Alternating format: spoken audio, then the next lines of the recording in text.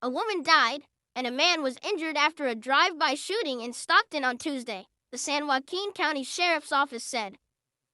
Deputies responded to the report of a shooting just after 7 p.m. near the intersection of Gertrude Avenue and Fremont Street.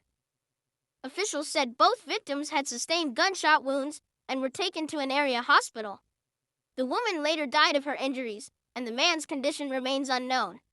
Witnesses told KCRA3's Andres Valle that they saw the shooting happen, and a man and a woman were shot.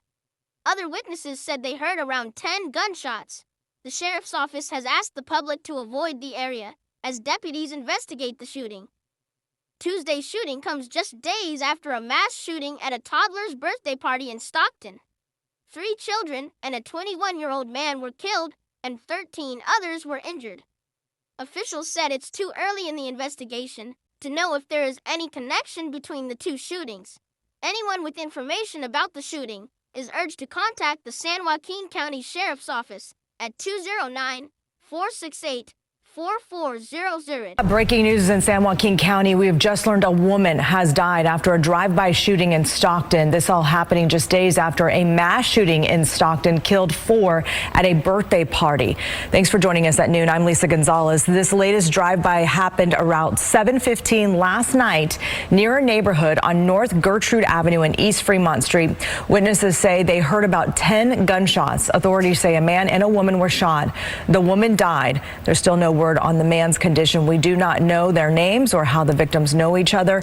Police say they are looking for a shooter. We also asked if there may be a connection between the drive-by shooting and Saturday's mass shooting at that birthday party for a child. Investigators say it is still too soon to tell. I want to thank everybody for showing a lot of love and appreciation to the videos that I've done about the Stockton tragedy. But a lot of gangster rap supporters have been saying that I've been pushing a false narrative that this situation has nothing to do with diss tracks. So let me play something for you real quick. It ain't never safe. Better keep your blick. Chasing down on that block. Give a fuck about no kid. That is one of the rappers that was there at the birthday party, who actually threw the birthday party for his daughter, who got arrested. And you clearly see in the lyrics that he said the same thing months ago when gang members now targeted his own daughter's birthday party. See, it's not a false narrative when these diss tracks are all about rap beef, street politics, and they're pouring gasoline on the violence that's already being contributed to Stockton City. We're talking about lyrics that line up with murder cases. We're talking about music videos and street corners where homicides really happen.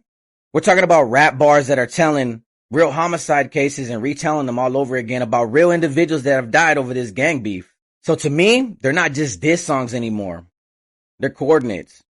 They're provocations. They're actually wanted posters that are just placed next to a beat for these gangster rappers. So to me, you don't get to play both sides of the mirror. You don't get to rap about a body on Monday, drop a video on Wednesday, but then on Friday, you start screaming out misunderstood artists because I called it out that diss tracks are the reason why this violence is getting big. See, the bullets don't care about who's listening or who's rapping. It doesn't check IDs. It doesn't see who's there. They just take lives. So this isn't about censorship. This isn't about creativity.